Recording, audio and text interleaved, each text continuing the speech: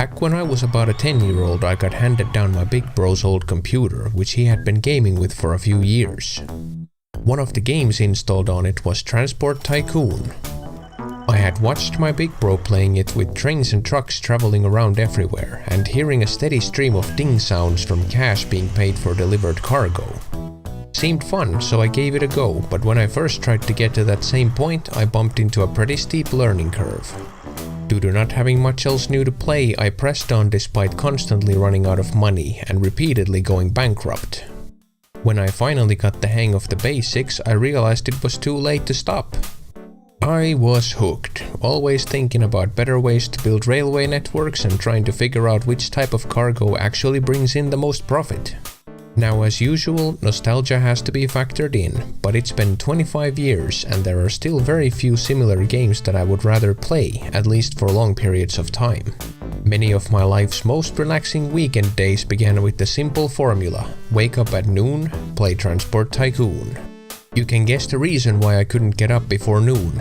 I was playing this game until early morning hours, of course. The graphics are extremely dated, this being a game from 1994 and all, which I know can be a turn-off, but don't leave just yet. There are ways to upgrade them if you're looking for something smoother. We'll get to that as soon as we've checked out what you'll be doing in this game and how all this business works. Let's set up an easy game in a temperate climate. Maps with very few hills, rivers and lakes are always the easiest because there are less things in the way of constructing railways and roads as well as stations. Also, the more cities and stations there are, the easier it is to set up businesses. Before we start, let's customize our manager and company. If you were playing a multiplayer game, a clever name is the best way to intimidate and distract your competition. Okay, let's see, we'll be transporting materials like coal, cattle, grain, oil, and of course the good people of the land. I guess this dude looks a bit like Scooter from Borderlands 2, so we could be called Catch a Ride. Or maybe Catch a Package? Catch a Container? Or then we could call it Container Card 64. How about Rainbow Road Rush? No, Mach 1 on Mouseback. The Expeditious Iguanas. Hasted Hedgehogs? These names are shadier than a hedgehog's ankles. I think I got it. We're gonna go with Turtles with No Hurdles. Oh yeah, let's not forget to build a headquarters to add to the intimidation factor. Viewing from afar, we can see the names of the cities and kind of get an idea where the terrain looks the easiest to build in. You can take a closer look at the towns to see their population. In high population cities, lots of people want transportation, so it's easier to get your bus and train stations packed. What we'll do first though is provide a power station with coal, because it's a bit simpler. There happens to be a power station near a coal mine here, so this will make for a nice simple example of a cargo line. First, we'll need a train station on both ends and a railway to connect them together. If you want to make life easier, you can transform terrain by lifting or lowering these corners of these square grid tiles. Next, we'll need a depot where we can build trains for this track we made. You can compare the train engines looking especially at top speed and power.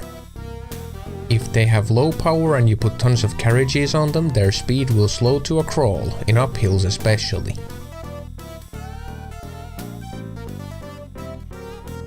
Another thing that makes your life easier is naming your trains. I'm calling this one Coal 01 because soon I'll have the possibility to make a clone of this entire first train at the depot and the name carries on with the numbering. Right now I'm telling the train where to go via the orders menu. In this case, we'll tell it to go to Brondal Mines first and then Runningbury Valley where the power plant is. We can also make sure it loads all its trucks full of coal by telling it to full load any cargo at the first station and unload it at the second. And away it goes. I can feel the excitement and expectation of what this train is going to do for us. Citizens are celebrating, I'm celebrating, yeah! Early on in the game it takes a long time for the mine to produce coal to fill all the cars, so in the meantime let's build up our first bus line. Roads are a bit simpler to make than train tracks because they only go in 90-degree angles. Road vehicles need a depot too, and now we can buy a bus. Same deal, name it, give it orders where to go and send it away. We can open up the station's details as well, and as we can see now that the bus visited the station, passengers are starting to gather up. And now we just clone the first bus and they will all have the same orders. Always look for ways to make the trip as short as possible, because all cargo loses value the longer it's on the move. Tunnels are expensive, but seriously worth it in the long run. About now our first train should be ready to make its first dollars, and here it comes. Boom! Almost $9,000 in the bank. Just to be monetarily on the safe side, let's make one more train line for passengers and mail here. This time we'll need a bridge to cross the water, and just like tunnels, they can be a bit expensive, especially if they're long. Oh hey, check it out. Aw, dang, everything's happening at the same time. Okay, this blue message is from a manufacturer who wants to allow us to test a new model of train they've designed. And this grey screen in the background is a year report. We've gone through an entire year already. I saw a lot of minuses, but that's necessary because we're investing all our money into making more money in the future. Using the new train we got, adding a passenger carriage and a couple of mail vans in there, this should bring in a happy buck. Nice, more ding-dings. This is already everything you really need to start playing this game in a casual way, but next I'll do a quick dive into a couple of super useful tricks. If more cargo is being produced than one train can haul, what you need is a two-way line. The simple thing to do is to follow the first line with a second railway and add a second platform to the station like this. This means double the transporting power, but what if you want to triple or even more than that? This gets a bit more complex, but it's super worth it to learn this technique. Build an exit track from both platforms that combine back into a single rail like this and come back around the station to the front. Then connect the exit line here like this. See what we're doing? We're making this a round trip all the way. Next, split the other line so that trains can choose which platform they enter. There's one more slight complication unless you want the trains to collide and explode. The trains don't have a way of seeing each other and may try to go on the same station platform. This is where the signals come in. Ah, signals, the source of much headache and joy of success when you finally figure out something that actually works. With signals, we can always have trains loading up while other trains are safely moving on the track and dropping cargo off, regardless of how far they have to travel or how many other trains are on the same rails. Look at all that efficiency.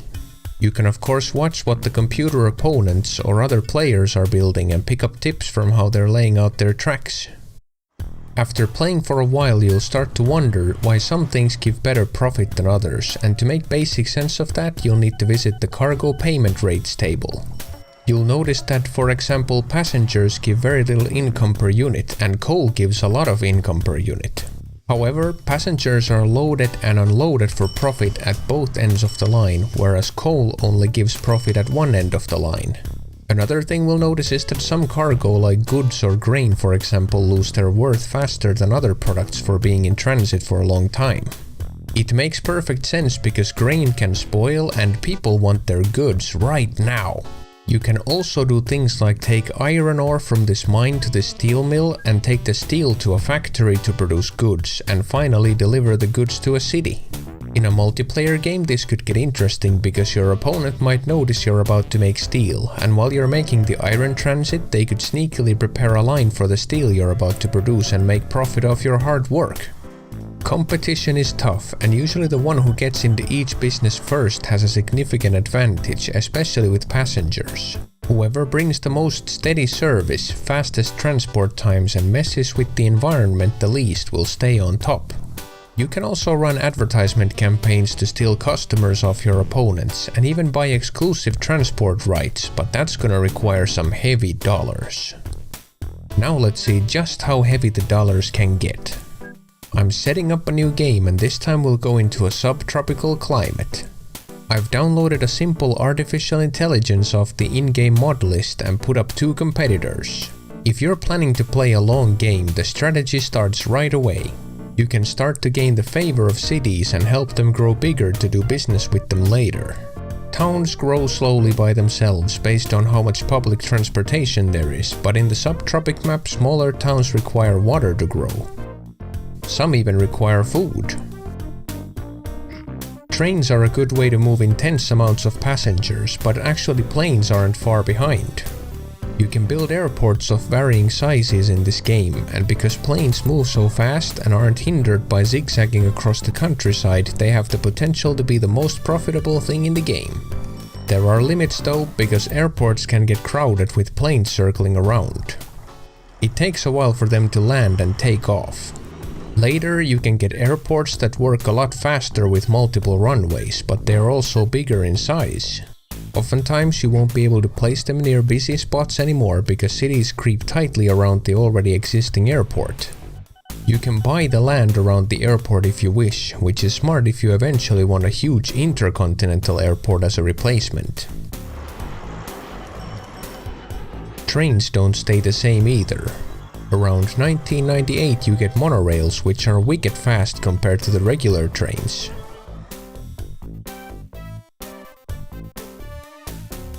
Later, in the year 2021, you get magnetic levitation trains, or maglevs, that blow past the monorail trains with ease. Look at this speed, whoa! Oh, I forgot. I need to upgrade these creaky old bridges to enable these monsters to cross full speed. The game devs back in 1994 underestimated their power by this year, but not by much. They're constructing a new line in China, and there's a similar project in development between Baltimore and Washington. These modern maglevs are designed for speeds of over 600 kilometers an hour. There are also disasters in the game, like oil refineries getting blown up by a mysterious aircraft, or UFOs that land on your railway tracks. Nice parking, you imbeciles! What kind of aircraft is that? Oh, okay. They blew up the UFO and half my damn railway. Couldn't they have landed a team of soldiers to pacify the aliens like in XCOM or something? You can set disasters on to get some random mishaps like this on the map, although they can be a huge nuisance too. But nothing that happens in this game can get my mood down when I'm listening to the original game soundtrack. This is some top-notch MIDI jazz action right here. I'd find myself jamming to the music and forgetting to build new stuff and then losing track of what I was supposed to even do next. Right, back to business. You can make cargo and passenger ships as well, but there ain't no Titanic-sized ships in the game except with mods. There's a ton of content that changes the game in a big way, like new vehicles, new industries, pre-made scenarios, new sounds, and even music packs. New mods are still coming up, making things fresh for players who are starting to have hundreds or even thousands of hours played. As promised, let's have a look at what the graphics packs have to offer. Well, not bad. You can make a lot more sense out of everything like this, but for a crotchety old nerd like me, it's a bit too far removed from the original graphics. This night pack is pretty cool though, but it does make everything a bit harder to see than in daytime. Yeah, I see you there, you UFO rat bastard, go land somewhere else. Technically speaking, the game never ends, except you get a news flash and get your name in the high score list if you make it to the year 2051. You can just keep increasing productivity as long as you want, even after that year. At some point you may even need to start adding great numbers of platforms to a station in order to get everything loaded up in time. I mean, this one water pump is producing 1.3 million liters of water per month, and I'm sending it all into this little town with a population of 432. I think at this point the citizens have turned into water elementals. In the end game, the fun comes from trying to find the last bit of income to squeeze out of this railroad-covered landscape. It's especially exciting if a new business opens up and all contestants jump at it at the exact same moment, trying to be the ones who get to transport the new goods and desperately trying to fit their railroads past all the stuff that's already been built. Trains and planes are zooming everywhere at breakneck speeds, and the dollar amounts start to be up in the billions, or probably much higher for players who are extremely good at this game. If you want to steer clear of this madness, you can limit what can be built. You can even make it so that you cannot build trains whatsoever, but where's the fun in that? Transport Tycoon taught me a lot about logistics and provided untold amounts of entertainment along these past couple of decades. It's going to continue to do so, as I'm definitely heading back in sometime when I get the chance. I feel super happy that I had the patience to make it through the learning curve as a kid, so as an adult I have such a masterpiece game in store. It stings a bit to leave this game for now, but time has come for me to catch a ride to the next game on the list.